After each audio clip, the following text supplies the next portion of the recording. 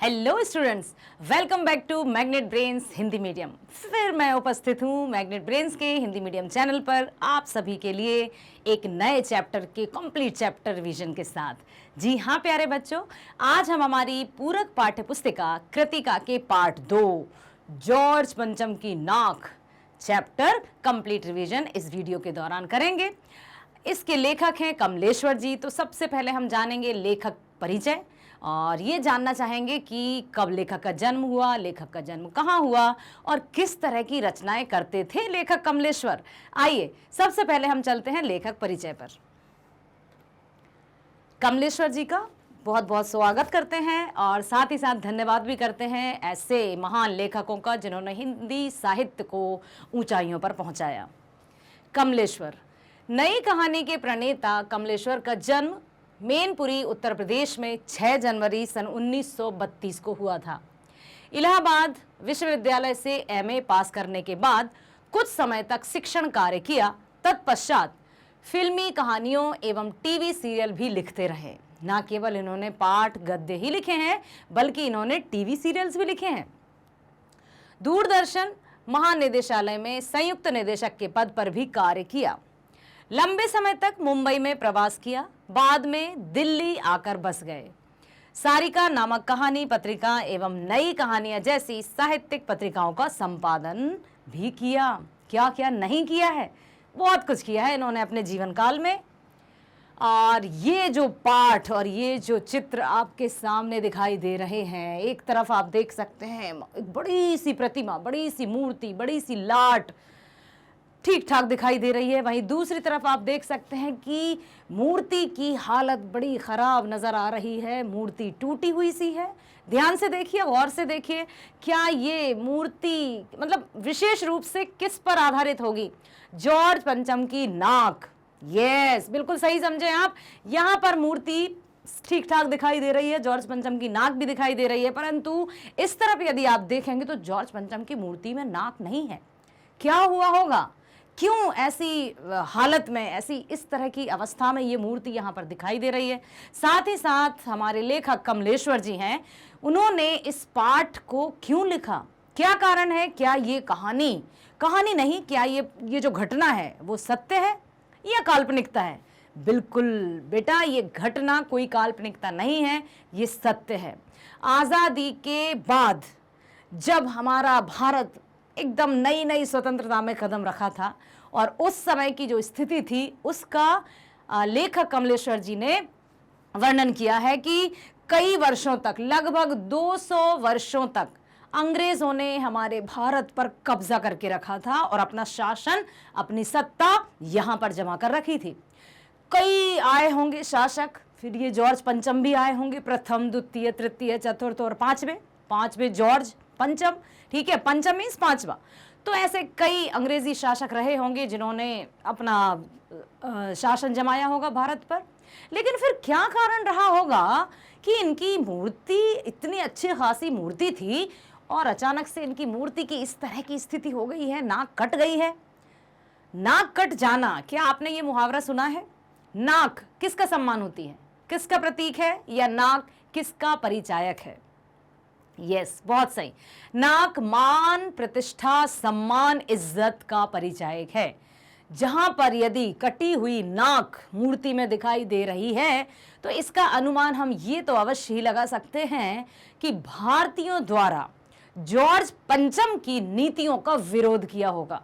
ठीक है, और जब विरोध किया गया होगा तो अपने गुस्से को, अपने क्रोध को किस तरह से प्रकट किया जाए, तो मूर्ति की नाक काटकर भारतीयों ने प्रतिशोध लिया।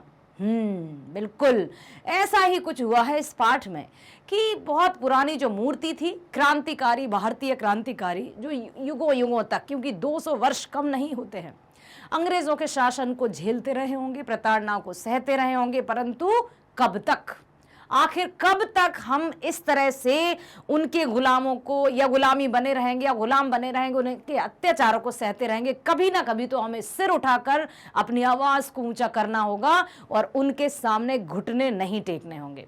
ऐसा ही किया होगा जब अंग्रेजी शासक के ऐसे कार्य, जो दुष्कृत्य थे, वो चरम सीमा तक पहुंच गए होंगे। या पानी सिर से ऊपर चला गया होगा, तब भारतीयों ने अपने आत्मसम्मान और भारत भूमि की रक्षा के लिए अपने आप को आगे लाकर इस तरह से कुछ तो किया होगा। क्या किया होगा? क्यों जॉर्ज पंचम की मूर्ति से नाक काट दी गई होगी? इसी की चर्चा करने वाले हैं हम इस वीडियो में। आइए चलते हैं पाठ के सार पर कि किस तरह से लेखक कमलेश्वर जी ने कब का वर्णन किया है। क्या कुछ ऐसा है कि भारतीय स्वतंत्र होने के बाद भी मानसिक रूप से गुलाम थे? क्या कुछ इस तरह के व्यक्तियों की ओर संकेत किया है लेखक ने, जो हैं तो सत्ताधारी परंतु मानसिक रूप से आज भी अंग्रेजों के गुलाम हैं, जो हैं तो जो क्रांतिकारी थे, जो स्वतंत्रता सेनानी थे, उन्होंने तो आज़ादी की खातिर अपने प्राणों को न्यौछावर कर दिया, परंतु सत्ता जिनके हाथ में आई उन्होंने आज़ादी के झंडे को या आज़ादी के परचम को या उसकी शान को किस तरह बरकरार रखा, उस पर आधारित है ये पाठ। आइए ध्यान से सुनिएगा, समझिएगा और अपने विचारों को भी व्यक्त कीजिएगा। एक बार हुआ क्या कि कब से ये घटना शुरू होती है, बहुत ध्यान से देखिएगा बेटा, बहुत ध्यान से सुनिएगा, क्योंकि जरा सा भी आपने चूक की सुनने में तो पूरा जो मसाला है ना इस कहानी का, वो इस चैप्टर का, वो समझ में नहीं आ पाएगा। इसलिए मैं आपसे बार बार कह रही हूं कि एकाग्रचित होकर बैठिए और ध्यान से सुनिए। एक बार इंग्लैंड की रानी एलिजाबेथ द्वितीय अपने पति के साथ पाकिस्तान, नेपाल और भारत के दौरे के लिए रवाना होने वाली थी। ठीक है, कहाँ की? कौन? इंग्लैंड की रानी एलिजाबेथ द्वितीय, प्रथम भी रही होंगी, अब ये द्वितीय हैं। वो अपने पति के साथ दौरे पर जा रही थी। कहाँ कहाँ? नेपाल, पाकिस्तान और भारत। इंग्लैंड के समाचार पत्रों में रानी के नौकरों, बावर्चियों, अंगरक्षकों से संबंधित छपी विस्तृत जानकारियां भारत के समाचार पत्रों में छपने लगी। अब जब बड़े बड़े लोग कहीं जाने वाले होते हैं या कहीं आने वाले होते हैं तो उनके आने से पहले उनकी खबर, आने की खबर हवा की तरह फैल जाती है। ऐसा ही हुआ जब रानी का इंग्लैंड से कुछ ऐसा समाचार मिला या इंग्लैंड वासियों ने ये समाचार पत्रों में छापा, तो जो भारतवासी थे इंग्लैंड की बासी तिवासी खबरों को पेपर में फ्रंट पेज पर बड़े बड़े अक्षरों में छापा करते थे। उनका जो था ना कि स्वतंत्र तो हो गए थे परंतु मानसिक रूप से अभी भी गुलाम थे। उन्हें लगता था कि वही सब कुछ है, हम तो कुछ भी नहीं।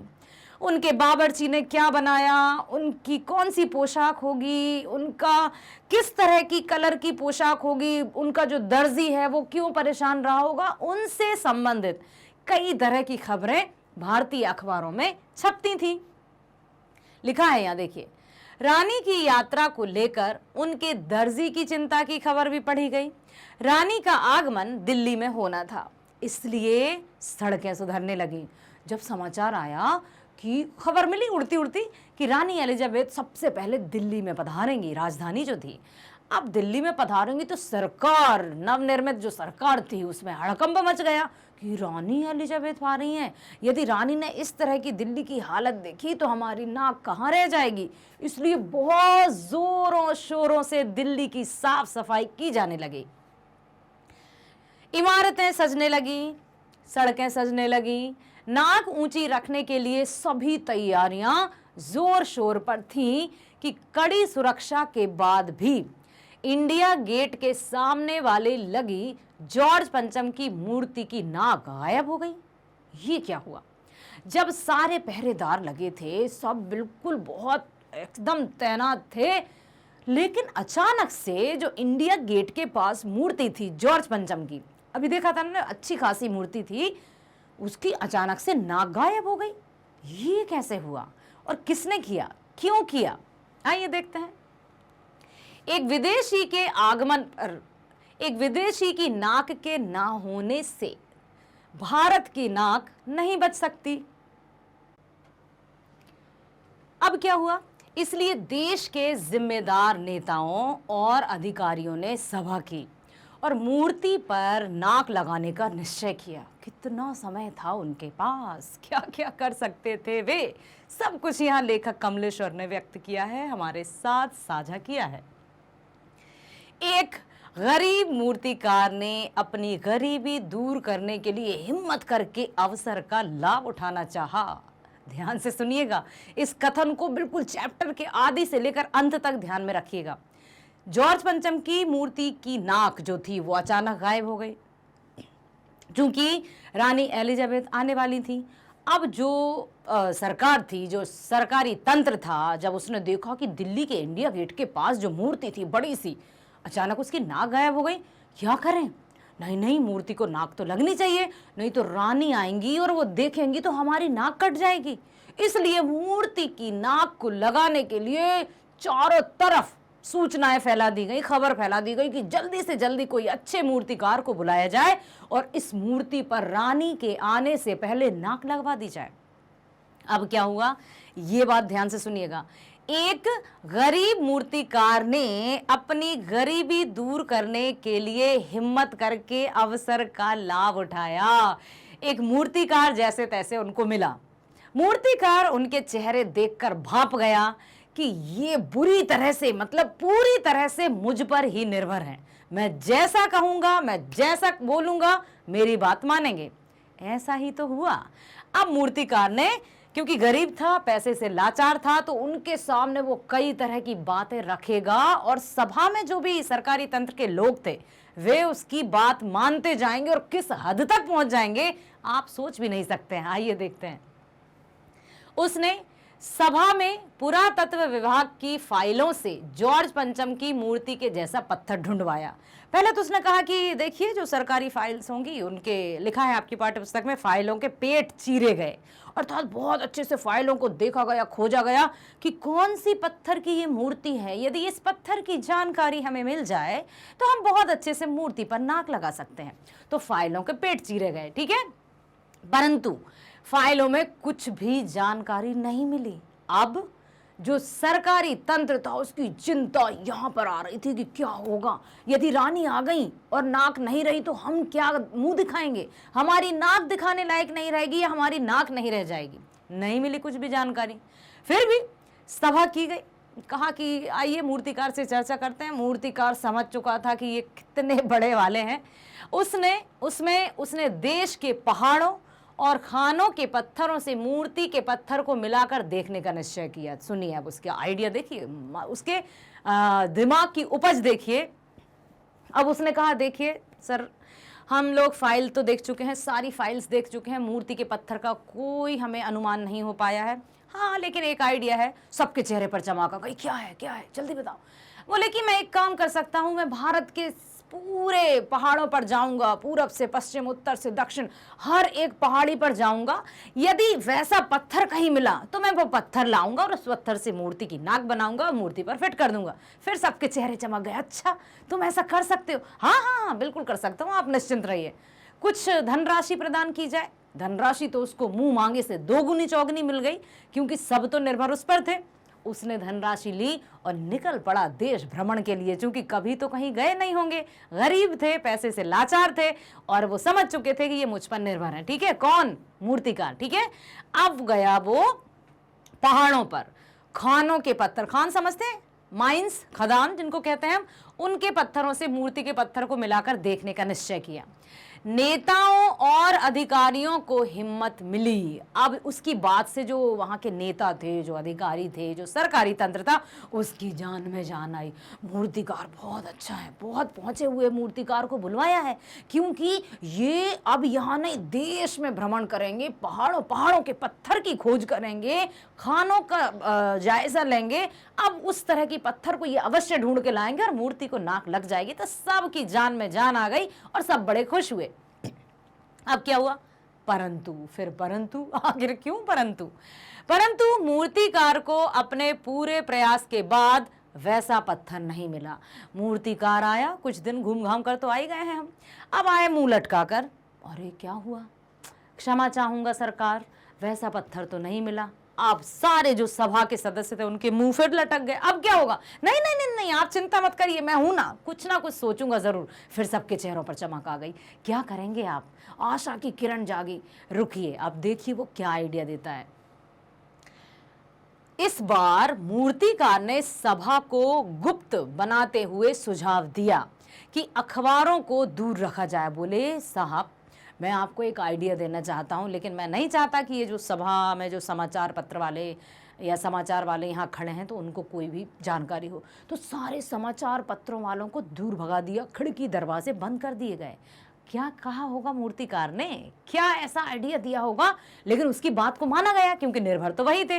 तो सारे समाचार पत्रों को यहाँ वहाँ भगा दिया, खिड़की दरवाजे बंद कर दिए, बोले नहीं नहीं आप बताइए, आप बताइए, हम लोग सुन रहे हैं और आप जैसा करेंगे हम वैसा ही करेंगे। ओके, अब देखिए, देश के महापुरुषों की मूर्तियों की नाकों के नाप लिए जाएं और ठीक आने पर उतार कर वे लगा दिए जाएं।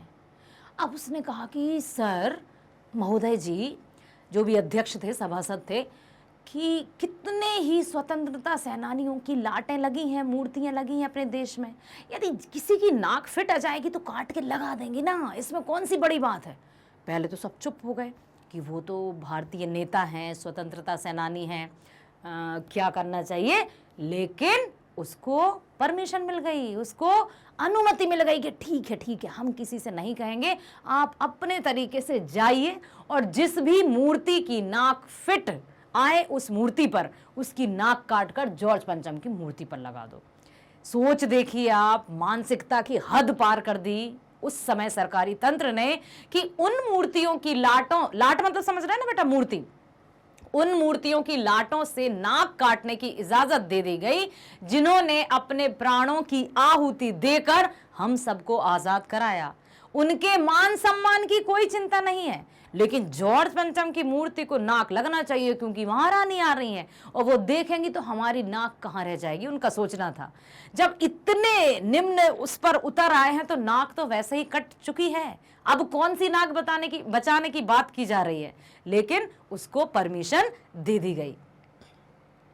घबराहट के बाद भी सदस्यों सहित सभापति ने मूर्तिकार को अनुमति दे दी, परंतु देखिए, परंतु क्या हुआ, दुर्भाग्य से पूरे देश के महापुरुषों की मूर्तियों के साथ जब वो सभी महापुरुषों की लाटों की मूर्तियों की नाप ले आया, जो भी बिल्कुल सभी देशों में गया था, पंजाब गया, वहां गया, हर जगह आप किताब में देखिएगा, हर जगह वो गया है, ठीक है, लेकिन वो मुंह लटका के आता है कि नहीं हुजूर, नहीं सरकार, सबकी नाकों की नाप जॉर्ज पंचम की मूर्ति से बड़े निकले। लेखक क्या बताना चाहते हैं हमें कि हर एक स्वतंत्रता सेनानी का, हर एक महापुरुषों का जो सम्मान है वो जॉर्ज पंचम से कहीं बड़ा है, इसलिए हर एक मूर्ति का नाप जॉर्ज पंचम की मूर्ति की नाक से बड़ा निकला। अब क्या कहता है सुनिए। अब मूर्तिकार तो समझ रहा था कि ये सब मुझ पर डिपेंडेंट हैं और मैं हूं पैसे से लाचार, अब और कुछ आइडिया सुझाया जाए तो बोले देखिए निराश मत होइए। फिर बोले अब बताइए फिर क्या करें। बोले सन 1942 में छोटे छोटे बिहार सेक्रेटेरिएट में छोटे छोटे बच्चे शहीद हुए थे ना, जरूर उन बच्चों की जो मूर्तियां लगी हैं उनकी नाकें फिट हो जाएंगी, किसी ना किसी की नाक तो फिट हो जाएगी, क्या मैं उनकी नाकों का नाप लेकर ले आऊं? इजाजत देगी? बोले हाँ हाँ जाइए ले आइए। देखिए यहाँ पर लिखा है कि सन 1942 के आंदोलन में बिहार सचिवालय के सामने शहीद हुए बच्चों की मूर्तियों की नाकें भी जॉर्ज की नाक से बड़ी निकली, अर्थात ना केवल बड़े बड़े स्वतंत्रता सेनानियों या महापुरुषों की नाकों का नाप जॉर्ज पंचम की मूर्ति से बड़ा निकला, यद्यपि बल्कि छोटे छोटे जो बच्चे शहीद हुए थे उनकी नाकों का नाप भी जॉर्ज पंचम की नाक से बड़ा निकला, अर्थात उनका सम्मान भी जॉर्ज पंचम से कहीं ऊंचा था। लेकिन कौन समझाए उन अक्ल के ठेकेदारों को, और वो माने जा रहे हैं उसकी बात। और मूर्तिकार का तो स्टार्टिंग में ही लेखक ने लिख दिया था कि वो गरीब था, पैसे से लाचार था, उसे तो पैसे ऐंठने थे। अब ये हम पर निर्भर करता है कि हम किसी की बात कब सुने। एक और बात मैं यहां पर बताना चाहूंगी कि कोई भी व्यक्ति हमारे समक्ष किसी की निंदा या उपेक्षा या बुराई तब कर सकता है जब हम सुनना चाहें। ध्यान रखिएगा, जब हम किसी की निंदा सुनना ही नहीं चाहेंगे तो मजाल है किसी की कि कोई हमारे समक्ष किसी की भी निंदा कर सके। वो देख लेता है ना सामने वाला कि हाँ ये वही बंदा है जिसके सामने मैं अपने मन की भड़ास भी निकालूं और अच्छा खासा मसाला भी लगाएगा। तो वो मूर्तिकार समझ चुका था कि सभा में जितने भी सदस्य हैं, जो बड़े बड़े सरकारी ठेकेदार हैं, वो किस तरह से किस कदर मतलब नाक कटी है उनकी, या कोई उनका सेल्फ एस्टीम या अस्तित्व नहीं है, गुलामी जा चुकी है, क्योंकि स्वतंत्रता सेनानियों ने अपने प्राणों की आहुति देकर मातृभूमि को, भारत भूमि को आजाद करवा दिया है। लेकिन मानसिकता को कैसे आजाद करवाया जाए? इनकी मानसिकता तो अभी भी अंग्रेजों के गुलाम थी, और उसका परिचय आप देख ही रहे हैं बेटा। ठीक है, अब क्या हुआ? रानी के आगमन का समय करीब आता जा रहा था। फिर की गई बैठक में अधिकारियों और नेताओं की हड़बड़ाहट देखकर मूर्तिकार ने देश की नाक बचाने के लिए, हद हो गई, रुकिए, क्या किया पता है? जब छोटे छोटे, जो बिहार सेक्रेटेरिएट में 1942 में छोटे छोटे बच्चों की नाकों का नाप जब बड़ा निकला, तो सारी सभा में सन्नाटा छा गया। और अब बोले, अब हम क्या करेंगे? यदि रानी आ गई और मूर्ति पर नाक नहीं रही तो हम तो कहीं मुंह दिखाने के लायक नहीं रहेंगे। मूर्तिकार ने कहा कि सर महोदय जी, अब ध्यान से सुनिएगा। सारे खिड़की दरवाजे फिर से बंद हुए, एकदम गुप्त सीक्रेट तरीके से उसने अपनी बात को रखा। क्या रखा वो ध्यान से सुनिएगा। उस समय भारत की जो आबादी थी, आबादी समझते हैं ना, जनसंख्या 40 करोड़ के लगभग थी। मूर्तिकार ने कहा कि यदि आप अनुमति दें, जो अध्यक्ष थे सभा के, यदि आप अनुमति दें तो 40 करोड़ जनता में से किसी एक व्यक्ति की नाक काट कर लगा देते हैं ना मूर्ति पर। जब उसने ये कहा तो सभा में सन्नाटा छा गया, सब चुप। क्या हुआ होगा बताइए? क्या उसको डांट कर भगा दिया होगा मूर्तिकार को? क्या हुआ? जो परिणाम या जो उसको उसने उत्तर सुना वो हैरत अंगेज था। उसको अनुमति मिल गई कि आप 40 करोड़ जनता में से जिसकी नाक फिट हो उसकी जिंदा व्यक्ति की नाक काटकर मूर्ति पर लगा देना, लेकिन ये काम तुम ही करोगे, होशियारी से करना, हम पर नाम ना आए। मूर्तिकार ने कहा, आप चिंता ना करें, मैं हूं ना, बस थोड़ी सी आप मेरी सहायता कर दें। सहायता मतलब पैसों की सहायता। पैसा ऐंठता जा रहा था, वो पैसे देते जा रहे थे। और देखिए यहां पर फिर से मैं पढ़ती हूं, लिखा है कि रानी के आगमन का समय करीब था। फिर की गई बैठक में अधिकारियों और नेताओं की हड़बड़ाहट देखकर मूर्तिकार ने देश की नाक बचाने के लिए 40 करोड़ की आबादी वाले भारत के एक नागरिक की जीवित नाक लगाने का रास्ता सुझाया। और उस रास्ते को, जो भी उसने आइडिया सुझाया, उसको माना भी गया। अपने प्रस्ताव पर सभा में सन्नाटा छाता देख मूर्तिकार ने खुद आगे बढ़कर जब काम की जिम्मेदारी ले ली तो उसे फिर इस कार्य की अनुमति मिल गई। बोले, ठीक है, होशियारी से करना, तुम्हें ही करना ये सारा काम। अब जॉर्ज पंचम की मूर्ति साफ की गई, उस पर रंग किया गया, अखबार वालों को खबर दी गई। अब देखिए बेटा क्या हुआ, जो मूर्ति की लाट मतलब मूर्ति, ठीक है, स्टैच्यू, उसको बहुत अच्छे से धोया गया, साफ किया गया। उसके आसपास जो पानी वानी भरा था ना, पॉन्ड टाइप बना रहता है छोटा सा, उसमें नया पानी डाला गया, मूर्ति को गीला किया गया और जिंदा व्यक्ति की नाक काट कर उस मूर्ति पर फिट कर दी गई। और अखबारों में क्या छपा? अखबारों में बड़ी चालाकी से छप गया कि जॉर्ज पंचम की मूर्ति को जिंदा नाक लगाई गई है, जो कतई पत्थर की नहीं लगती। अर्थात जनता को, भीड़ को रखा गुमराह, किया उनको गुमराह। मतलब की बात वही, लेकिन बड़ी चालाकी से, होशियारी से, कि मूर्ति को जिंदा नाक लगाई गई है जो कतई पत्थर की नहीं लगती। देखिए यहां पर लिखा है, क्या लिखा है? अखबार वालों को खबर दी गई कि जॉर्ज की मूर्ति की नाक की समस्या का हल निकल आया है, नाक लगने वाली है। अपनी ही योजना पर परेशान मूर्तिकार ने एक दिन कमेटी वालों से जीवित नाक लाने और लगाने में मदद मांगी। कमेटी वालों ने मूर्ति के आसपास बने तालाब की सफाई करके ताजा पानी भरा और अगले दिन मूर्तिकार ने मूर्ति पर नाक फिट कर दी। हद हो गई भाई, क्या किया? लोगों ने जॉर्ज पंचम की मूर्ति पर जिंदा जैसी दिखाई देने वाली नाक देखी। सब आश्चर्य की, मूर्तिकार कितना बड़ा पहुंचा हुआ मूर्तिकार है, ये तो लग ही नहीं रहा कि ये नाक पत्थर की है, ऐसा लग रहा है जैसे रियल नाक हो। ठीक है, मूर्तिकार के साथ सभी खुश थे कि समय से पहले ही देश की नाक बचाकर, सोचिए क्या करके और क्या सोच रहे हैं वो, ठीक है, नाक ऊपर रखने का इंतजाम हो गया। उनके अनुसार उनको लगा कि हमने जॉर्ज पंचम की मूर्ति पर नाक लगाकर बहुत बड़ा काम किया है, अब हमारी नाक, अब हम ऐसे खड़े होंगे बिल्कुल बहुत अच्छे से गर्व के साथ। लेकिन कौन समझाए उन अक्ल के ठेकेदारों को जिन्होंने ये इस तरह से शर्मिंदगी वाला काम किया, अपने मान सम्मान, अपने स्वाभिमान को कुचल कर पांव में रोंद दिया और किसी जिंदा व्यक्ति की नाक उस मूर्ति पर लगाई जिसने कई वर्षों तक भारतीयों पर अत्याचार किए, उस मूर्ति पर नाक लगाई जो हमारी भारत भूमि को जंजीरों में जकड़े रहे। और क्या समझ रहे हैं, हमारी नाक बच गई, हमारा मान सम्मान बच गया। अखबार वालों ने तो उस दिन किसी के अभिनंदन, अब देखिए ट्विस्ट फिर आया है यहां पर कि अखबार वालों ने तो उस दिन किसी के अभिनंदन, स्वागत समारोह या उद्घाटन की ना तो खबर छापी और ना ही फोटो। ये कैसे हो सकता था, जबकि इंग्लैंड में मतलब शंख इंग्लैंड में बज रहा था और आवाज यहां सुनाई देती थी भारत में। अर्थात जो कुछ भी होता था ना विदेशों में, सबसे पहले वो भारत के अखबारों में छप जाता था।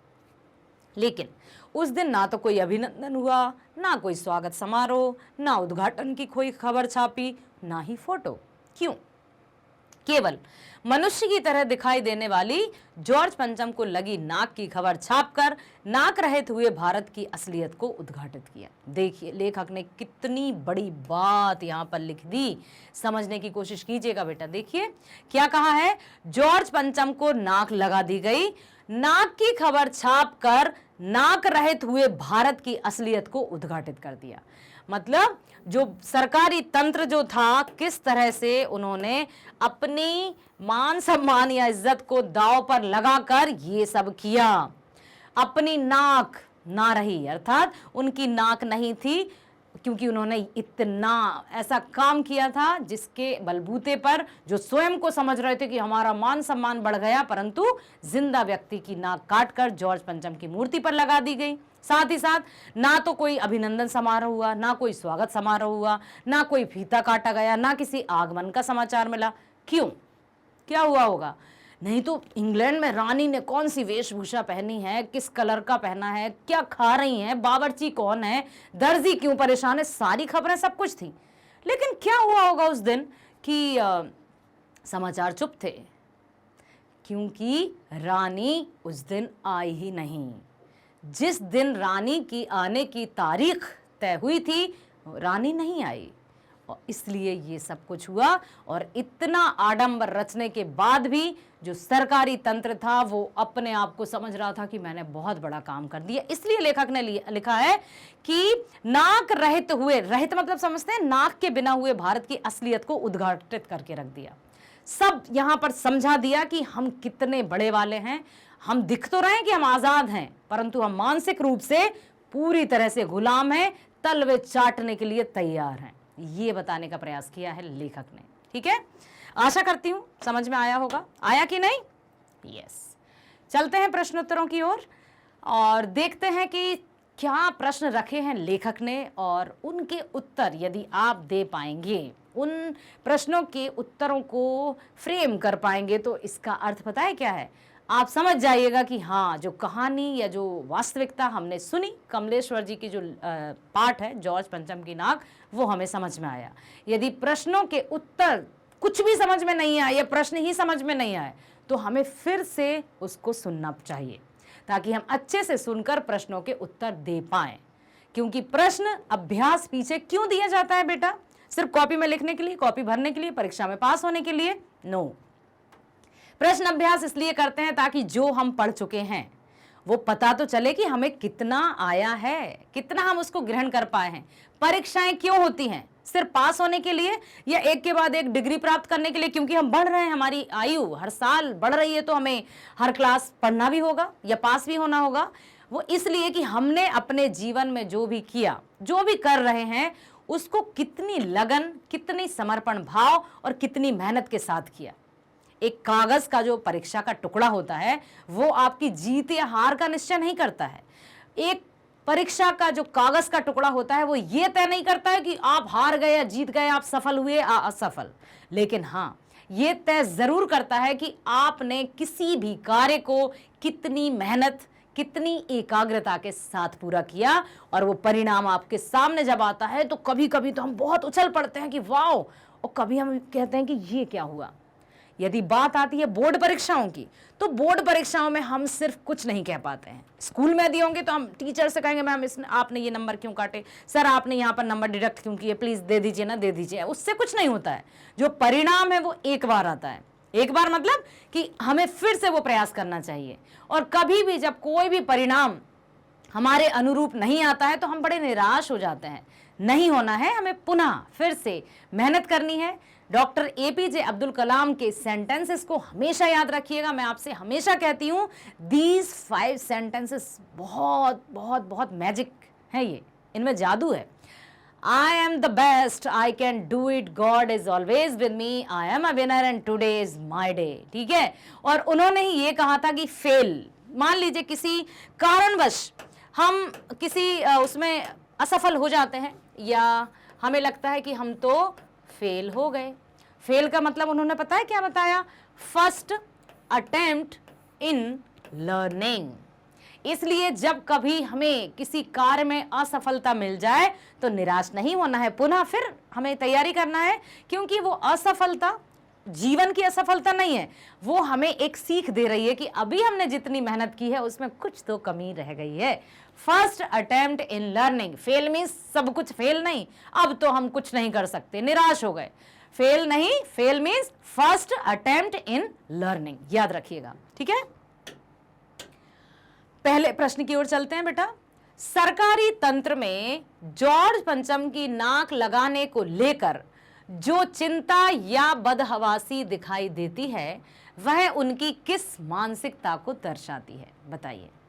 कि सरकारी तंत्र में जो जॉर्ज पंचम की नाक लगाने को लेकर चिंता, बदहवासी मतलब घबराहट, अब क्या करें, रानी आ जाएंगी, क्या होगा, कैसा होगा, हमारी इज्जत कहाँ रह जाएगी, तो वो चिंता या बदहवासी दिखाई देती है, वो भी जॉर्ज पंचम की मूर्ति की नाक को लेकर। तो उनकी कौन सी मानसिकता को दर्शाती है वो बताइए। यदि आपने पाठ को सुना है ध्यान से तो आप उत्तर बता पाएंगे। यस, कम ऑन, क्या कौन सी मानसिकता को दर्शाती है बेटा? गुलामी की। बहुत बढ़िया।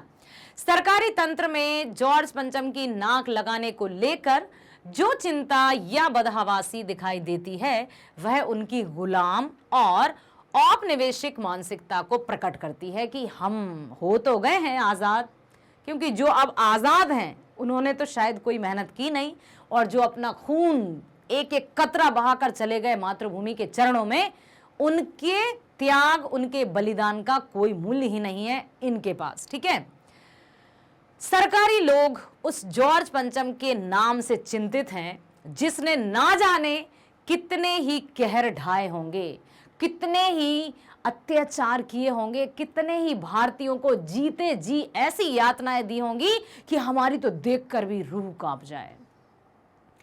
उसके अत्याचारों को याद ना कर उसके सम्मान में जुट गए, मतलब ये क्या है, हद हो गई भाई।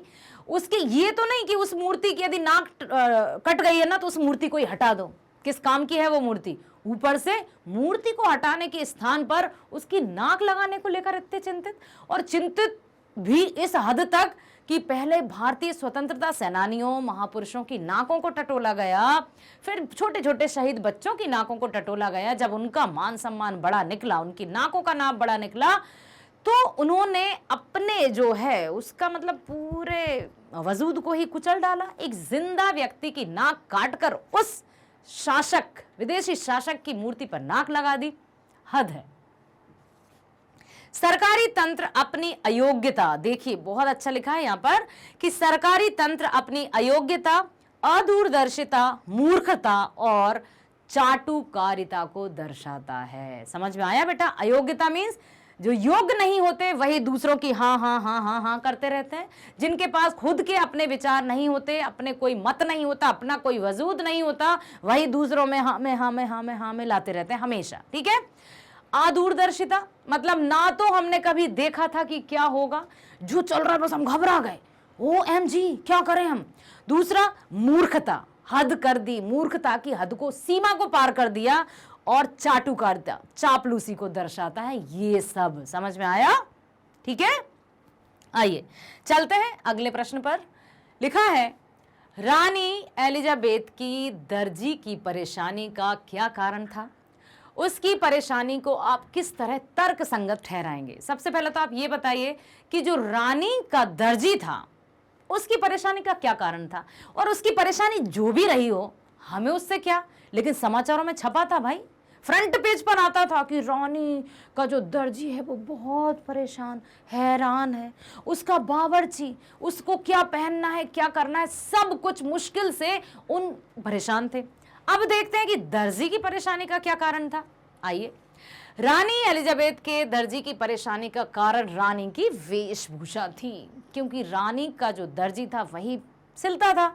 अब यदि रानी को वेशभूषा, समझते ना बेटा, ड्रेस, यदि पसंद नहीं आई तो वो तो सर कलम कर देंगी, इसलिए वो घबराता था कि क्या पता ये वाला पहनेंगी या ये वाली पोशाक पहनेंगी, ये वाली पोशाक पहनेंगी, यदि उनको पसंद नहीं आई तो क्या होगा, मुझे तो वो हलाल कर देंगी। ठीक है, इसलिए वो बहुत चिंतित था।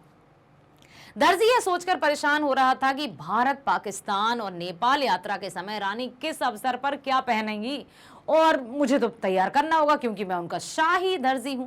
दर्जी की परेशानी तर्कसंगत थी, क्योंकि उसे कहीं ना कहीं अपनी मृत्यु का भय था। यह इसलिए क्योंकि रानी इस यात्रा पर अपने देश का प्रतिनिधित्व कर रही थी, क्योंकि वो तो देशों में दौरा करने जा रही थी और अपना देश का प्रतिनिधित्व कर रही थी। ठीक है, अर्थात उनके कपड़ों का उनकी मर्यादा के अनुकूल होना जरूरी था। रानी की वेशभूषा तैयार करने में यदि उससे कोई चूक हो जाती तो उसे रानी के क्रोध का सामना करना पड़ता, और क्रोध जान देकर भी हो सकता था, या रानी के सैनिक या रानी के जो रक्षक थे वो उसको मार भी सकते थे। इसलिए बेचारा बहुत परेशान था, इतना परेशान था कि यहाँ पर तक उसकी खबरें छप गईं। ठीक है, समझ आया बेटा? आया ना? चलें अगले प्रश्न की ओर। आइए, प्रश्न तीसरा। और देखते ही देखते नई दिल्ली का कायापलट होने लगा। कायापलट समझते हैं? काया मीन्स शरीर, पलट मीन्स परिवर्तित होना। दिल्ली का कायापलट, दिल्ली में रानी आने वाली थी, दिल्ली का कायापलट होने लगा। नई दिल्ली के कायापलट के लिए क्या क्या प्रयत्न किए गए होंगे? बताइए, होंगे, पॉसिबिलिटी बताइए। क्या क्या प्रश्न किए, क्या क्या प्रयत्न किए गए थे, ये नहीं पूछा है, क्या क्या प्रयत्न किए गए होंगे। तो आपको बताना है कि रानी के आगमन की तैयारी के लिए वहां पर क्या क्या प्रयत्न किए गए होंगे, बताइए। या फिर सिर्फ जॉर्ज पंचम की जो मूर्ति को नाक लगाने की बात ही चलती रही होगी, या फिर और भी कुछ किया गया होगा।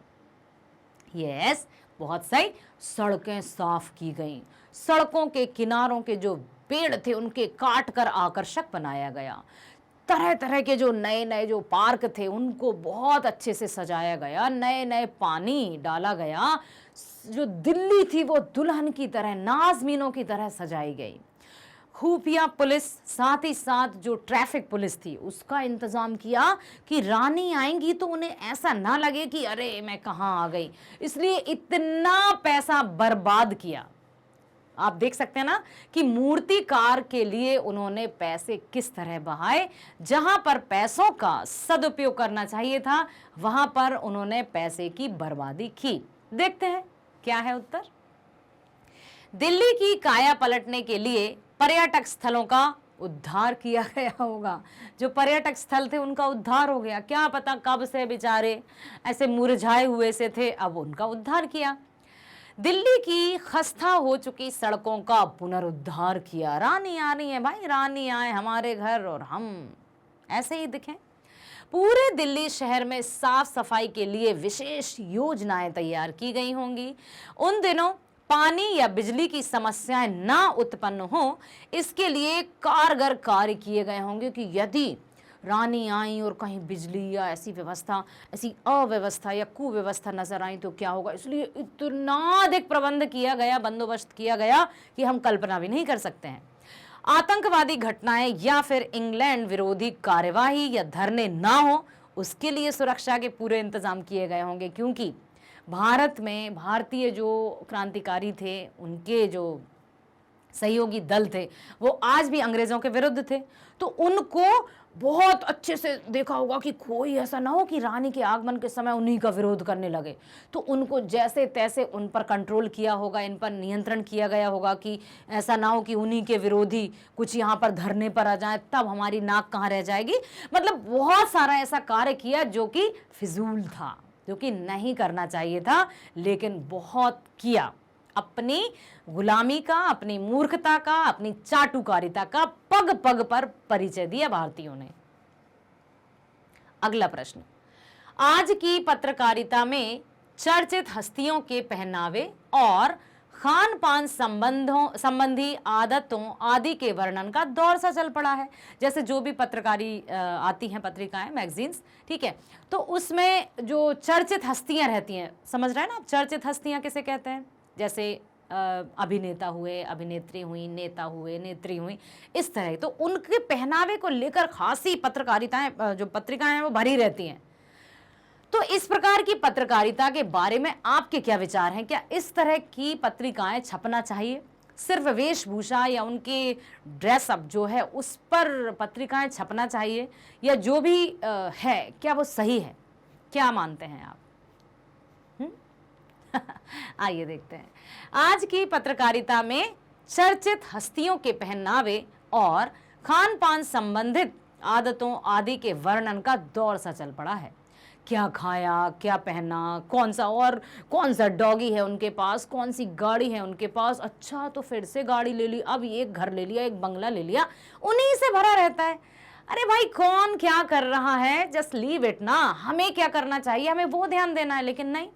इसी में अब उनका तो काम है ऐड करना, अपने कार्य को बहुत ऊंचाई तक पहुंचाना, लेकिन जो हम हैं, रीडर्स हैं, या जो नई आजकल की युवा पीढ़ी है, या कोई भी है, क्यों उसमें अपना टाइम व्यर्थ कर रहे हैं? क्या उनके पास कोई काम नहीं है? काम नहीं है तभी तो उनके बेकाम के काम को काम किए जा रहे हैं। यह है कि अक्सर समाज में या थाली में वही परोसा जाता है जो पसंद हो, और फिर दोष देने लगते हैं हम दूसरों पर। ठीक है, अब देखिए क्या है कि ये सब पढ़ा है वह ना केवल अनावश्यक है, ये जो दौर चला है वो अनावश्यक है, बल्कि समाज की उन्नति के लिए भी बाधक है। यदि हर एक युवा, जो देश की नींव है, जो देश का भविष्य है, यदि वो अपने समय को, जो कीमती समय है, वो इस तरह से बर्बाद कर देंगे, तो वो अपनी जिम्मेदारी को कब समझेंगे?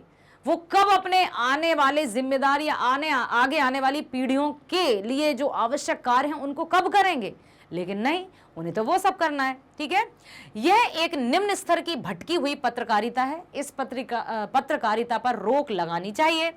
पत्रकारिता लोकतंत्र का वह मुख्य स्तंभ है जो समाज के अधिकारों के प्रहरी के रूप में समाज तथा राष्ट्र दोनों के विकास में महत्वपूर्ण भूमिका अदा करती है। परंतु पत्रिकाओं का रूप ही बदल गया।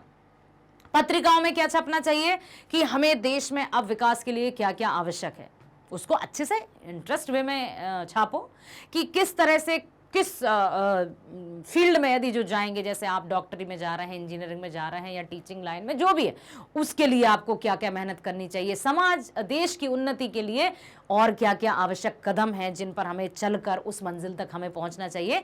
तो जो पत्रिकाएं हैं वो तो ध्यान से सुनिए, वो लोकतंत्र का वह मुख्य स्तंभ है। स्तंभ समझते हैं ना, पिलर है, जो समाज के अधिकारों के प्रहरी के रूप में समाज का नेतृत्व करता है। प्रहरी मतलब जिस तरह से द्वारपाल या जो गार्ड खड़े रहते हैं मेन गेट पर, वो कितनी भूमिका निभाते हैं ना, महत्वपूर्ण। तो पत्रकारिताएं भी ऐसी हैं, लेकिन अब उनमें इस तरह की खबरें आती हैं कि जितना भी जो कार्य करने वाले हैं वो भी अपने कार्य से विमुख हो जाते हैं, अपने आप को दिग्भ्रमित कर लेते हैं और उस ओर चले जाते हैं जहां उन्हें नहीं जाना चाहिए। तो ये विशेष रूप से सरकार को भी ध्यान देना चाहिए कि हमें किस तरह का क्या समाज में लाएं ताकि युवा वर्ग उसको पढ़ सके। ठीक है, आइए आगे चलते हैं कि और क्या है। किंतु इस प्रकार की पत्रकारिता जिसने सामान्य ज्ञान नहीं बढ़ता, सामान्य ज्ञान के बहुत सारे ऐसे टॉपिक्स हैं, क्योंकि बेटा आप जानते हैं ना कि जो चित्र दिए रहते हैं और एक तरफ लिखा है, एक तरफ कुछ चित्र दिया है। यदि देखिए मैं बताती हूँ, मान लीजिए एक तरफ कोई पेड़ बना है, ठीक है, इस तरह से हम पेड़ बना देते हैं, ठीक है। अब हमें और ये लिखा जाए कि चित्र को देखकर 3 पंक्तियां लिखिए। हम लिख देंगे तुरंत कि ये बड़ा सा पेड़ है, ये पेड़ हमें ये देते हैं, ऑक्सीजन देता है, ETC। अब यहां पर सिर्फ लिखा हो पेड़ पर अकेला, ये चित्र अलग है, इसको देखकर 5 पंक्तियां लिखिए और शब्द को देखकर 5 पंक्तियां लिखिए। तो सबसे पहले कहां शुरू करेंगे बच्चे? चित्र को देखकर, क्योंकि हमें चित्र पहले दिखाई देते हैं। ये सब का है कि दृश्यात्मक जो रहते हैं ना सीन, उन पर हमारी नजर पहले जाती है, फिर हम पढ़ते हैं। तो यदि जो पत्रकारिता है या जो पत्रिकाएं हैं उनमें इस तरह के चित्र नहीं आएंगे, जो चर्चित हस्तियां हैं उनके पहनावा, वेशभूषा, क्या नहीं क्या, तो फिर उस पर नजर ही नहीं जाएगी। लेकिन अब जब छपा है तो दृष्टि जाएगी ना, हम किसी को दोष भी नहीं दे सकते हैं। इसलिए जो जड़ है उसको हमें मजबूत करना होगा, ताकि हम किसी पर दोषारोपण भी ना करें और हमारा जो समाज है, जो देश है, जो राष्ट्र है, वो उन्नति के पथ पर भी आगे बढ़ सके। ठीक है, ना ही इससे आम आदमी के जीवन में कोई लेना देना है, समाज को सिर्फ हानि पहुंचाती है। कौन सी पत्रकारिताएं? यही जो चर्चित हस्तियों के पहनावे को लेकर है। यह व्यक्ति विशेष की निजी जीवन में अनुचित ताक झांक है। क्यों ऐसा करते हैं कि उन्होंने क्या किया तो वो कैसे हैं, तो 10 कोई भी चर्चित हस्ती दिखी, कैमरामैन या कोई भी पहुंच जाते, मैडम ये वो, मतलब वो इस तरह से चले जाएंगे। हम लोग भी देखते हैं, वो नहीं चाहते उनके सवालों का जवाब देना, फिर भी उनके पीछे पड़े रहेंगे, क्योंकि उन्हें अपने चैनल की TRP बढ़ाना है। आप 11th में सहर्ष स्वीकारा और कैमरे में बंद अपाहिज, जब आप 11th में आएंगे ना तब पढ़ेंगे कैमरे में बंद अपाहिज, किस तरह से हर एक व्यक्ति अपने काम को, अपने कमाई को ऊंचा रखने के लिए या कमाई करने के लिए किस हद तक जा सकता है, वो उस कविता में बहुत अच्छे से स्पष्ट किया है। ठीक है, यह व्यक्ति विशेष के निजी जीवन में अनुचित ताक झांक है, जो हमारी सभ्यता एवं संस्कृति के विपरीत है। तो हमें काम करना चाहिए, जब वो इच्छुक हो तब उनका साक्षात्कार लिया जाए, तब उनका इंटरव्यू लिया जाए, क्यों राई का पहाड़ या तिल का ताड़ बनाया जाए। आइए चलते हैं इसी के दूसरे प्रश्न पर। पत्रकारिता से संबंधित ही दूसरा प्रश्न है कि इस तरह की पत्रकारिता आम जनता, विशेषकर युवा पीढ़ी पर क्या प्रभाव डालती है। ये जो पत्रकारिता है, ये जो पत्रिकाएं हैं, जो चर्चित हस्तियों के बारे में सब कुछ लिखा रहता है, तो वो युवा पीढ़ी पर, विशेषकर युवा पीढ़ी दिया है, क्योंकि युवा पीढ़ी ही अधिक ध्यान देती है कि मैं कैसा लग रहा हूँ, मेरे हेयर कट कैसे हैं। अच्छा, तो आज जो कोई भी चर्चित टाइगर श्रॉफ ले लो या कोई भी, किसके हेयर कट है, मुझे भी ऐसे हेयर कट करना है भाई। वो मॉडलिंग में चाह रहे हैं, वो अभिनेता हैं, तो हम वैसा क्यों करना है। हमें अपने हिसाब से, हमें अपने ऊपर किस तरह से अच्छा लगता है कोई भी ड्रेस या कोई भी गेटअप, वो हमें अपने अकॉर्डिंग सोचना है, ना कि किसी की कॉपी करना है। लेकिन होता वही है। तो आइए देखते हैं कि विशेषकर युवा पीढ़ी पर यह पत्रकारिता किस तरह का प्रभाव डालती है। इस प्रकार की पत्रकारिता आम जनता, विशेषकर युवा पीढ़ी पर अत्यंत नकारात्मक और हानिकारक प्रभाव डालती है। यह युवा पीढ़ी के चारों ओर चर्चित हस्तियों की जीवन शैली का ऐसा भ्रम जाल बुन देती है, जिसमें उलझकर युवा पीढ़ी और आम जनता अपने लक्ष्यों और कर्तव्यों से भटककर अपराध के दलदल में फंसते जाते हैं। क्यों? क्योंकि अपने कर्म से विमुख हो जाते हैं ना, समय बर्बाद करते हैं। 24 घंटे हैं सबके पास। एक सफल व्यक्ति के पास भी 24 घंटे ही हैं, और एक जो असफल है, जो हाथ पर हाथ रखकर बैठा है, हमेशा कुछ नहीं हो सकता, ऐसा कहने वालों के पास भी 24 घंटे हैं। फिर जो ऊंचाई छू रहे हैं, उन्होंने कैसे 24 घंटे में वो ऊंचाई हासिल की, या जो निराशा से बैठे हैं, वो तो दूसरों पर ब्लेम ही करते हैं ना हमेशा। और यदि इस तरह की पत्रकारिता के चंगुल में आ गए या गुलाम हो गए, तो वो तो अपना पूरा भविष्य बर्बाद करके रख लेंगे। इसलिए हर एक युवा को मैं यही कहना चाहूंगी कि हमें बेटा सबसे पहले अपने लक्ष्य की ओर जाना होगा। चमक, धमक, आकर्षण हमें अपनी ओर आकर्षित करेगा, परंतु फिर भी हमें थोड़ा सा रुकना है, थोड़ा सा ठहर जाना है वहीं कि रुको अपने आप को। आपने देखा होगा हमारे मन में 2 तरह के विचार आते हैं। एक कहता है चलो काम करते हैं, दूसरा कहता है अरे नहीं नहीं बाद में कर लेंगे, दूसरा कहते हैं अरे बिल्कुल 5 बज गए उठना होगा, दूसरा मन कहेगा थोड़ा और सो जाते हैं ना, चले जाएंगे। तो अब जो एक अच्छा वाला हमारा फ्रेंड है ना, बेस्ट फ्रेंड हमारे अंदर ही है, और शत्रु भी हमारे अंदर है। अब ये हम पर निर्भर करता है कि हम हमारे बेस्ट फ्रेंड की बात मानते हैं या शत्रु की बातों में आकर अपना नुकसान करते हैं।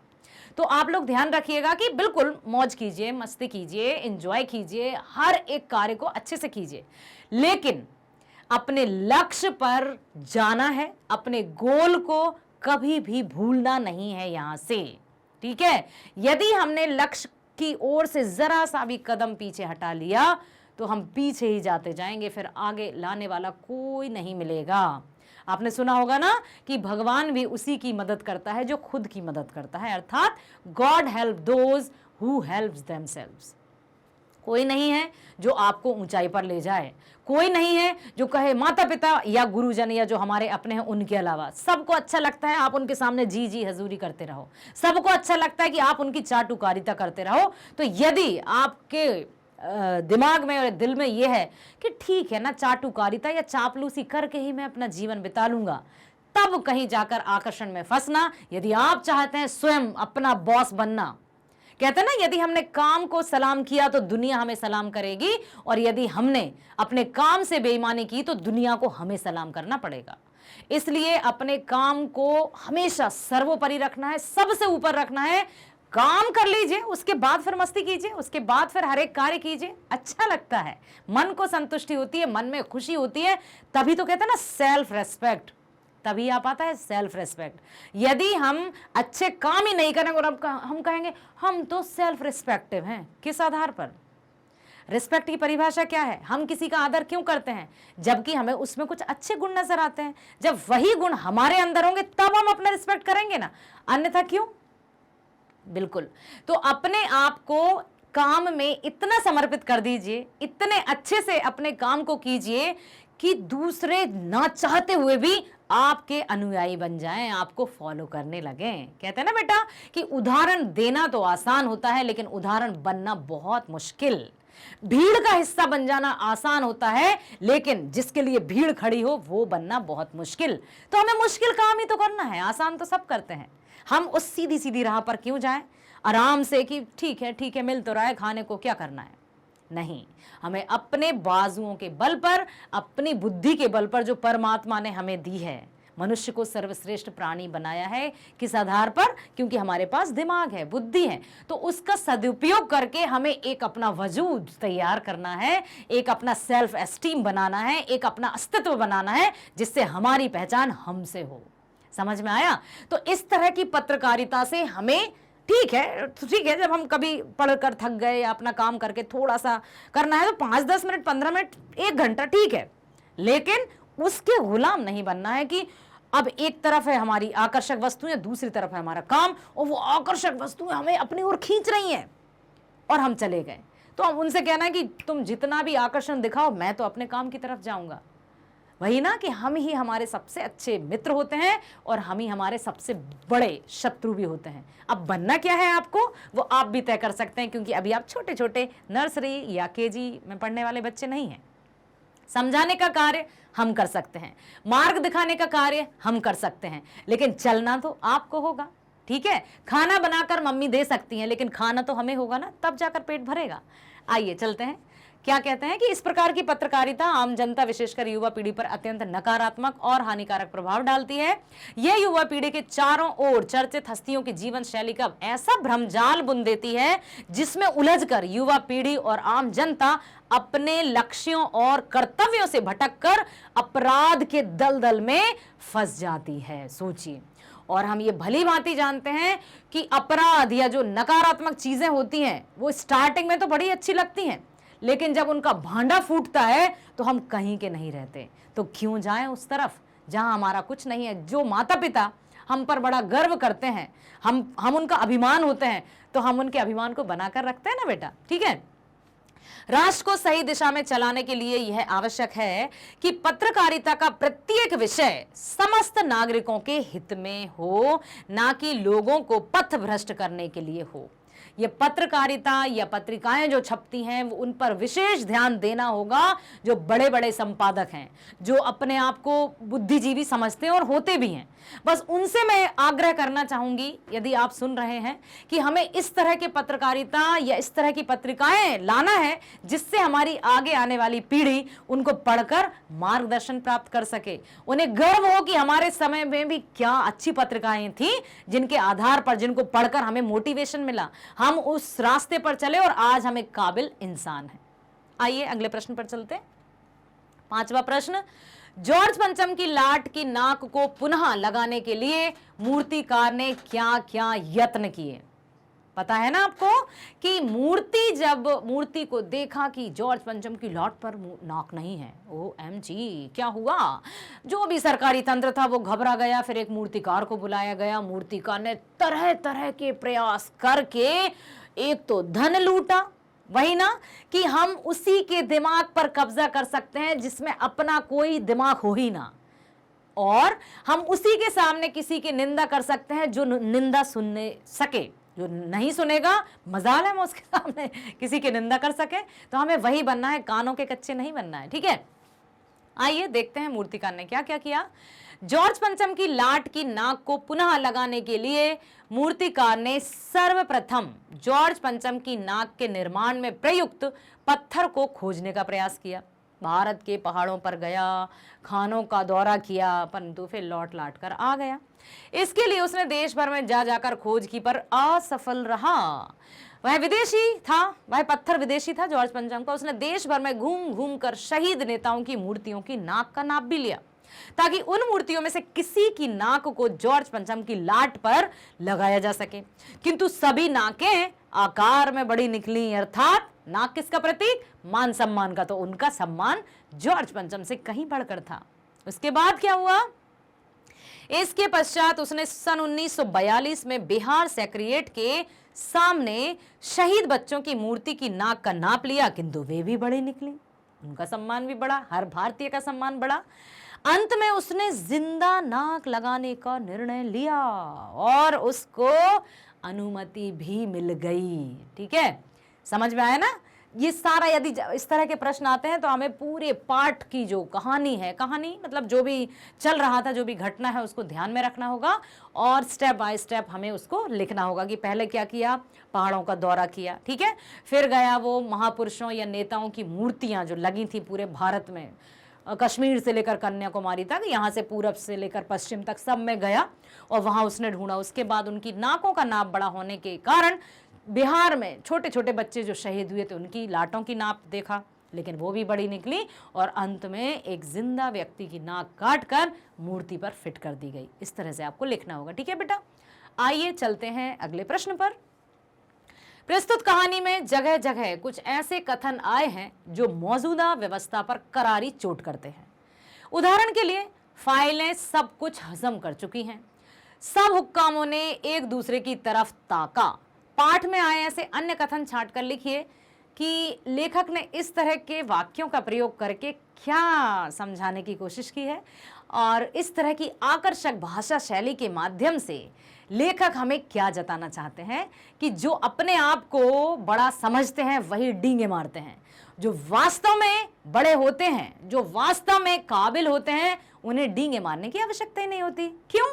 क्योंकि सूरज कभी नहीं कहता कि मेरी रोशनी देखो, मैं कितना तेज हूं, मैं दिन में उजाला कर देता हूं या फिर दीपक ये नहीं कहता कि देखो देखो देखो मैंने अंधेरे को भगा दिया। सबकी दृष्टि उस ओर जाती ही है, अर्थात गुणी व्यक्ति के चर्चे अपने आप होते हैं और जो कुछ छोटा मोटा सा कुछ जिनके पास होता है वो अपनी डींगे मारते रहते हैं। ठीक है, अब देखते हैं कि और क्या दिया है। मौजूदा व्यवस्था पर चोट करने वाले कथन निम्नलिखित हैं, जैसे सभापति ने तैश में आकर कहा, लानत है आपकी अक्ल पर, विदेशों की सारी चीजें हम अपना चुके हैं, दिल, दिमाग, तौर तरीके और रहन सहन। जब हिंदुस्तान में बाल डांस तक मिल सकता है तो पत्थर क्यों नहीं मिल सकता? वो सोच रहे हैं कि हम बहुत बड़े वाले हैं, डायलॉगबाजी करके उनको लग रहा है कि हम अध्यक्ष हैं, और अध्यक्ष थे भाई, सभासद थे, वो सभापति थे, इसलिए उन्होंने अपने दिमाग में जो आया वो शब्दों से बयां कर दिया। लेकिन जो बुद्धिजीवी हैं वही समझ पाएंगे कि वो क्या कह रहे हैं। ठीक है, और क्या हुआ, मूर्तिकार ने अपनी नई योजना पेश की। क्योंकि नाक लगाना एकदम जरूरी है, इसलिए मेरी राय है कि 40 करोड़ में से कोई एक जिंदा नाक काट कर लगा दी जाए। फिर वही बात आती है कि कोई अपनी राय किसी के सामने तभी रख सकता है जब वो उसके माइंड को रीड कर ले, जब वो उसके मस्तिष्क को पढ़ ले, उसकी भावनाओं को भांप जाए कि मैं इसके सामने किस तरह की बात कर सकता हूं या कर सकती हूं, तभी जाकर। और वो समझ गया था कि जो सरकारी तंत्र है वो किस कदर नाक लगाने के पीछे अपने हाथ पांव सब धोकर पड़ा है। और मूर्तिकार ने ये राय दे डाली, और ना सिर्फ राय दी बल्कि उसकी राय मान भी ली गई। किसी ने किसी से नहीं कहा, किसी ने किसी को नहीं देखा, पर सड़कें जवान हो गईं, बुढ़ापे की धूल साफ हो गई। क्यों? क्योंकि रानी एलिजाबेथ जो आने वाली थी। इसलिए पैसे को पानी की तरह बहाया गया। चलते हैं अगले प्रश्न की ओर। नाक मान सम्मान एवं प्रतिष्ठा का द्योतक है। द्योतक का अर्थ समझते हैं बेटा? परिचायक है। यह बात पूरी व्यंग रचना में किस तरह से उभर कर आई है, लिखिए। ये हमें कब कब कहां कहां पता चला कि नाक मान सम्मान का परिचायक होती है, और कहां हमें ऐसा प्रतीत हुआ कि यस, ये हुई ना बात, हम भारतीय हैं जो सर कटा सकते हैं लेकिन सिर झुका सकते नहीं, अपनी आजादी को हम हरगिज मिटा सकते नहीं। नाक इज्जत, प्रतिष्ठा, मान मर्यादा और सम्मान का प्रतीक होती है, बिल्कुल होती है। शायद यही कारण है कि इससे संबंधित कई मुहावरे प्रचलित हैं, जैसे नाक कटना, नाक रखना, नाक का सवाल, नाक रगड़ना आदि। इस पाठ में नाक मान सम्मान एवं प्रतिष्ठा का द्योतक है। यह बात लेखक ने विभिन्न बातों द्वारा व्यक्त की है, बहुत अच्छे तरीके से। रानी एलिजाबेथ अपने पति के साथ भारत दौरे पर आ रही थीं। ऐसे मौके में जॉर्ज पंचम की नाक का ना होना उसकी प्रतिष्ठा को धूमिल करने जैसा था कि कर चुके तुम राज, अब तुम्हारा कोई हक नहीं बनता है, तुम्हारा कोई अधिकार नहीं है यहां पर रहने का, जाओ, हमने तुम्हारा अपमान किया। अर्थात जॉर्ज पंचम की कटी हुई नाक यह प्रूव करती है कि भारतीयों ने उसकी नीतियों का विरोध किया। भारतीय क्रांतिकारियों ने, स्वतंत्रता सेनानियों ने उसके जो शासन था ना उसको अब नहीं रहने दिया, या उसका मतलब मान सम्मान वो करना ही नहीं चाहते, इसलिए उसकी नाक काट दी। ठीक है। रानी एलिजाबेथ अपने पति के साथ भारत दौरे पर आ रही थी। ऐसे मौके में जॉर्ज पंचम की नाक ना होना प्रतिष्ठा को धूमिल करने जैसा था। यह लोग विदेशियों की नाक को ऊंचा करने को अपनी नाक का सवाल बना लेते हैं। यहां तक कि जॉर्ज पंचम की नाक का सम्मान भारत के महान नेताओं एवं साहसी बालकों के सम्मान से भी ऊंचा था। अब देखिए, यह उनका मानना था। ठीक है। तो इस तरह से बहुत जगह उन्होंने नाक को यहाँ पर मेन रूप से उजागर किया है, और यह हम समझ सकते हैं क्योंकि हमें पता है, ज्ञात है कि जो नाक है वो मान सम्मान का परिचायक होती है। और जो छोटे छोटे बच्चों की, शहीद बच्चों की नाकों का नाप भी जॉर्ज पंचम की मूर्ति की लाट की नाक से बड़ा निकला था। यहाँ भी बिल्कुल साफ साफ जाहिर है कि हर एक भारतीय का, न केवल महान शहीद या बड़े बड़े नेताओं का ही मान सम्मान बड़ा था, बल्कि उन छोटे छोटे बच्चों का मान सम्मान भी उस विदेशी शासक से तो कहीं ऊंचा था। ठीक है। चले अगले प्रश्न की ओर आइए। जॉर्ज पंचम की लाट पर किसी भी भारतीय नेता, यहां तक कि भारतीय बच्चे की नाक फिट ना होने की बात से लेखक किस ओर संकेत करना चाहता है? लेखक ने ऐसा क्यों कहा कि छोटे छोटे बच्चों की नाक भी फिट नहीं हो पाई? तो क्या संकेत करना चाहते थे, आइए देखते हैं। यहां लेखक ने भारतीय समाज के महान नेताओं एवं साहसी बालकों के प्रति अपना प्रेम प्रस्तुत किया है। यस, हमारे समाज में यह विशेष आदरणीय लोग हैं जिन्होंने अपनी परवाह ना करते हुए मां भारती की रक्षा के लिए अपने प्राणों को न्यौछावर कर दिया, अपने प्राणों की आहुति दे दी। इनका स्थान जॉर्ज पंचम से सहस्त्रों गुना बड़ा है, हजारों गुना बड़ा है। ठीक है। जॉर्ज पंचम ने भारत को कुछ नहीं दिया, परंतु इन्होंने अपने बलिदान एवं त्याग से भारत को एक नींव दी, उसे आजादी दी है। इसलिए इनकी नाक जॉर्ज पंचम की नाक से सहस्त्रों, हजारों गुना बड़ा है। ठीक है। इनका मान सम्मान उससे कई ऊंचा है, कई गुना ऊंचा है। उसका सम्मान और भारतीय के सम्मान की कोई तुलना ही नहीं की जाती है। ठीक है, अगले प्रश्न की ओर चलें, आइए देखते हैं। नवा प्रश्न, अखबारों ने जिंदा नाक लगाने की खबर को किस तरह प्रस्तुत किया? आप जैसे तैसे मूर्तिकार की बातों में आ गए, सारे सभासद, जो सभापति था वो भी आ गया, और जब उसने कहा कि आप चिंता मत कीजिए, एक 40 करोड़ में से एक जिंदा नाक काट कर लगा दूंगा, मुझ पर सौंप दीजिए, और उसको आज्ञा मिल गई, उसको परमिशन मिल गई, अनुमति मिल गई। तो जब जिंदा नाक मूर्ति पर लगाई गई तो उस खबर को किस तरह से छापा गया, आइए देखते हैं। अखबारों ने इस खबर पर खास ध्यान नहीं दिया, पर उन्होंने इतना लिखा कि नाक का मसला हल हो गया है। अंतिम पैराग्राफ जो आपकी बुक में लिखा है ना, उसको बहुत अच्छे से पढ़िएगा। जब भी ये वाला प्रश्न आएगा आपको बहुत अच्छे से लिखना है, ठीक है बेटा। और राजपथ पर इंडिया गेट के पास वाली जॉर्ज पंचम की लाट की नाक लग गई है। इसके अतिरिक्त अखबारों में नाक के विषय को लेकर कोई चर्चा नहीं हुई, ना ही किसी समारोह के होने की खबर को छापा गया, क्योंकि उस जिंदा नाक लगाने की खबर को तो चुपचाप दबाकर रख दिया गया। अगला प्रश्न, नई दिल्ली में सब था, सिर्फ नाक नहीं थी। इस कथन के माध्यम से लेखक क्या कहना चाहते थे, बताइए? नई दिल्ली में सब था लेकिन नाक नहीं थी, क्यों लेखक ने ऐसा कहा? यस, जिनको अपने मान सम्मान की परवाह ना हो और वो फिर बात करें कि हमारा सम्मान कहाँ रह जाएगा, जब सम्मान है ही नहीं।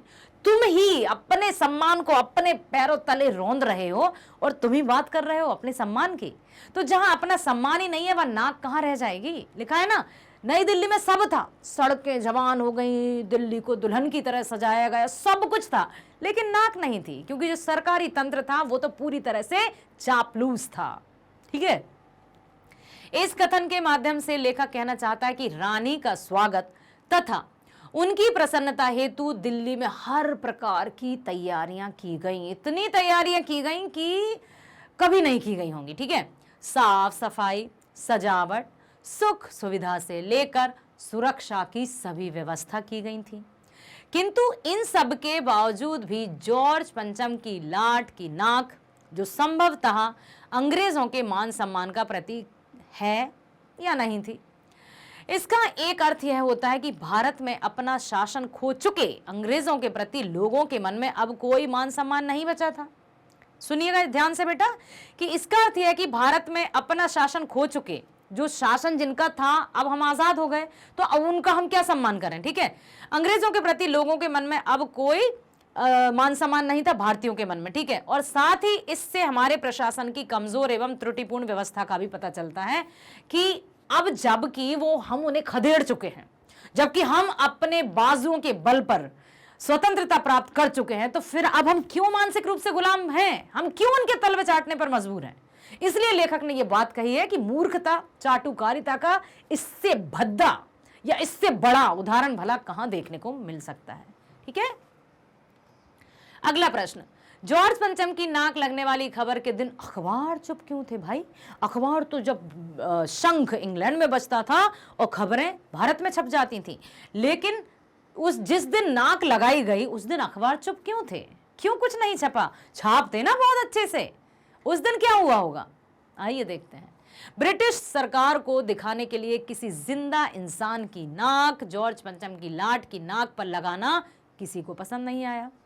इसके विरोध में सभी अखबार चुप रहे। यदि वे सच छाप देते तो पूरी दुनिया क्या कहती? दुनिया के लोग जब जानते कि आजादी के बाद भी दिल्ली में बैठे हुक्मराज, जो अपने आप को सत्ताधारी समझते हैं, आज भी अंग्रेजों के आगे अपनी दुम हिलाते हैं। इसलिए ये जो नाक लगने वाली सच्चाई को छापा नहीं हो सकता है। यदि नाक की खबर छप जाती तो भारत ही भारत के विरोध में खड़ा हो जाता, सरकार के विरोध में खड़ा हो जाता। इसलिए उस दिन उस खबर को छुपा कर रखा है और अखबार चुप थे। ठीक है, आशा करती हूं आपको चैप्टर भी समझ में आया होगा। साथ ही साथ कमलेश्वर, लेखक कमलेश्वर जी जो हम सबको संदेश देना चाहते थे, वो संदेश भी समझ में आया होगा कि पहले हम अपने वजूद की रक्षा तो करें, पहले हम अपने आत्मसम्मान की रक्षा करें, पहले हम अपनी आजाद भारत की रक्षा करें, फिर उन लोगों के बारे में देखो ना। और उनके बारे में देखने की क्या आवश्यकता है जिन्होंने 200 वर्षों तक हम पर राज किया, हमें गुलामी की जंजीरों में जकड़ कर रखा, और आज जो हुक्काम है, जो सरकारी तंत्र है, वो उन्हीं के सामने दुमिलाता फिर रहा है। लानत है ऐसी सत्ता पर जो इस तरह का कार्य किया है। आया समझ में कि हमें बेटा सबसे, कहते हैं ना, दुनिया के सबसे मुश्किल कामों में से सबसे मुश्किल काम पता है क्या? अपने काम से काम रखना। हाँ, और जो अपने काम से काम रखते हैं ना, लोग उनको कहते हैं अरे ये तो ऐसा ही है, अरे ये तो पागल है, अरे ये तो बहुत एटीट्यूड है। बहुत सारे सुनने को मिलते कमेंट्स। रहने दीजिए ना, लेट इट बी। कुछ तो लोग कहेंगे लोगों का काम है कहना, हमें तो बस अपने काम करते रहना। ठीक है, तो यहां पर हमें अपने काम से काम रखना है, क्योंकि जब विपत्ति आती है, मुश्किल आती है, और जब हमें किसी चीज की आवश्यकता होती है, तब कोई हमारे साथ नहीं होता है। जब, हाँ, अच्छे में जरूर आ जाएंगे, दोस्त के दोस्त भी हमारे दोस्त बन जाएंगे जब हम प्रसिद्धि के ऊंचाई पर पहुंच जाएंगे। लेकिन जब कभी हम ऐसे दलदल में फंस गए होंगे कि अब हम क्या करें, तो पल्ला झाड़ लेते हैं, जानते बूझते हुए, जान पहचान होने के बाद भी कहते हैं नहीं, हम नहीं, इनको नहीं जानते, हम पता नहीं भाई, हम तो खुद परेशान चल रहे हैं। अब उनको पता है कि कोई व्यक्ति यदि परेशानी में फोन कर रहा है तो कुछ ना कुछ आवश्यकता होगी। हम करेंगे हेलो, हमें लगेगा ये हमारा बहुत अच्छा फ्रेंड है, हम इससे मदद मांगते हैं। हेलो दोस्त या नीरज या जो भी माना, कुछ भी कह दो। हाँ भाई, अब उसको तो पता है इसकी हालत खराब है, आर्थिक स्थिति कमजोर है। हाँ भाई बता, और कैसे हो? अरे भाई मेरी स्थिति अच्छी नहीं। मतलब हम उनसे मदद के लिए कहते हैं, इससे अच्छा वो हमारे सामने रोना गाने कर लगते हैं।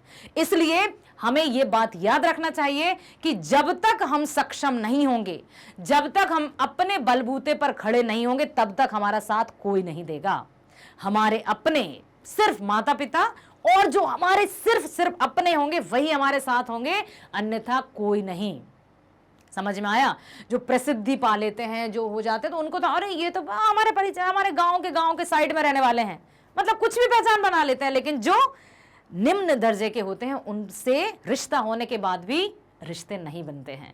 इसलिए अपने आप को काबिल बनाना है, सफल बनाना है, अपने लक्ष्य की ओर जाना है। कहीं भी इस तरह के आकर्षण में नहीं फंसना है जो हमें लक्ष्य से भ्रमित कर दें। बहुत सारी बातें आती हैं, बहुत सारे ऐसे समय आता है जब हमें लगता है कि चलो ना, वो भी तो सब जा रहे हैं, जाने दीजिए। हमें पता है कि हमारे पैर कहाँ हैं। हम नदी के बीचों बीच मझधार में खड़े हैं और किनारे तक जाने के लिए हमें मेहनत तो करनी होगी। डूबता वही है जिसे तैरना नहीं आता, है ना? बाकी फिर कहोगे कि हमें भगवान ने इतना ही जीवन दिया था, अब हम क्या करें? सीखिए ना, अपने कर्म कीजिए ना, सफलता अपने आप मिलेगी। और कभी भी सफलता के लालच में आकर काम नहीं करना है, बस काम करते जाना है, काम करते जाना है। ये मत सोचो कि मैं ये इसलिए कर रहा हूं ताकि मुझे वो मिले। नो, काम करते जाइए, जो परिणाम मिलना होगा वो मिलेगा, अवश्य मिलेगा। ठीक है, आशा करती हूं आपको ये पाठ समझ में आया होगा बेटा। और साथ ही साथ आपसे कहना चाहती हूं, मैग्नेट ब्रेन्स हिंदी मीडियम और मैग्नेट ब्रेन्स जो कि इंडिया का नंबर 1 चैनल है, आपके लिए 100% फ्री एजुकेशन प्रोवाइड करता है। बिल्कुल सही सुन रहे हैं, सही देख रहे हैं। एकमात्र ऐसा चैनल, एकमात्र ऐसा प्लेटफॉर्म जो आपके लिए हर एक विषय की, ना केवल विषय की बल्कि प्रतियोगी परीक्षाओं की, आपके भविष्य में जो आपके लिए अनिवार्य है, जिस पर चलकर आप अपने पैरों पर खड़े होंगे, एक सम्मानीय नागरिक बनेंगे, उसका सब कुछ आपको देता है मैग्नेट ब्रेन्स एकदम फ्री। कहीं होता है? कभी नहीं बेटा, कुछ भी नहीं। घर से बाहर जब हम कदम रखते हैं ना, समझिए जेब हमें देखनी होगी, पर्स हमें देखना होगा कितना क्या है। कहीं भी जाएंगे, बात बोलने के तक पैसे लगते हैं। कहने की बात कि यदि हम कहीं जा रहे हैं, इंटरव्यू देना है, तब भी हमें जाना तो होगा ना, पेट्रोल तो चलाना होगा ना, तो हर एक काम पैसे से होता है। लेकिन यह मैग्नेट ब्रेन्स आप जैसे होनहार बच्चों के लिए एजुकेशन फ्री दे रहा है। आप सोचिए, समझिए और वीडियोस देखते रहिए। तो यहां पर आपको हर एक विषय की, साथ ही साथ कॉम्पिटिटिव एग्जाम के जितने भी वीडियोस हैं, चाहे वो IIT हो, JEE हो, नीट हो, या CA IIB हो, या JA IIB, हर एक की पढ़ाई आपको फ्री मिलती है। अब निर्भर करता है आप पर कि आप किस तरह से इस पढ़ाई को ग्रहण करते हैं। ठीक है, कहते हैं ना कि अवसर तो सबके पास होते हैं, लेकिन अवसरों का लाभ वही उठा पाते हैं जो अपनी मंजिल पर पहुंचना चाहते हैं।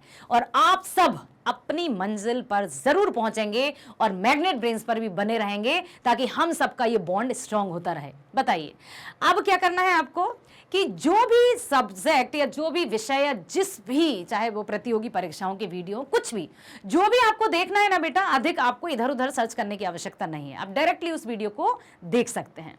कैसे, मैं बताती हूं कि सबसे पहले तो आपके हाथ में जो भी डिवाइस हो, मोबाइल हो, लैपटॉप है, या जो भी सिस्टम जो भी आप रखें, इंटरनेट तो ऑन करना ही होगा। उसके साथ साथ आप करेंगे type magnet brains. Magnet brains type करते ही आपके सामने क्लास 10th का यदि आप पढ़ना चाहते हैं तो क्या पढ़ना चाहते हैं, क्या सीबीएसई इंग्लिश मीडियम से रिलेटेड आप कोर्स देखना चाहते हैं अपने सब्जेक्ट, या फिर आप चाहते हैं सीबीएसई हिंदी मीडियम के अपने वीडियोस, या फिर चाहते हैं इंग्लिश स्पोकन, यस, जो कि घर बैठे आपको बहुत अच्छे से इंग्लिश सीखी जा सकती है और आपको सिखाई जाएगी। साथ ही साथ क्या आप चाहते हैं एनटीएससी ओलंपियाड प्रतियोगी परीक्षाओं को देना और उनके वीडियोस देखना, वो भी यहां पर मिलेगा। या फिर आप चाहते हैं आईआईटी जेईई के वीडियोस देखना, नीट के वीडियोस देखना, जेएआईआईबी के वीडियोस देखना, सीएआईआईबी के वीडियोस देखना, क्या मतलब ऑल इन वन सब कुछ मिलता है मैग्नेट ब्रेन्स पर, वो भी फ्री। भाई वाह, क्या बात है ना। बताइए सबसे पहले आप क्या देखना चाहते हैं। Okay, CBSE Hindi medium click कर दीजिए। जैसे ही आप क्लिक करेंगे आपके सामने स्क्रीन पर नजर आ जाएगा कि आपको क्या पढ़ना है। क्या पढ़ना चाहते हैं, क्या आप भौतिक विज्ञान पढ़ना चाहते हैं, या आप चाहते हैं रसायन विज्ञान पढ़ना, गणित पढ़ना, सामान्य अंग्रेजी, हिंदी या सामाजिक विज्ञान, जो भी आपको पढ़ना है, जिस भी विषय के आपको वीडियो देखना है, जस्ट क्लिक ऑन दैट। जैसे ही क्लिक करेंगे उससे रिलेटेड आपको डिटेल जानकारी, डिटेल इंफॉर्मेशन आपकी स्क्रीन पर आ जाएगी। जल्दी बताइए, हिंदी, ओके, हिंदी पर क्लिक कर दीजिए।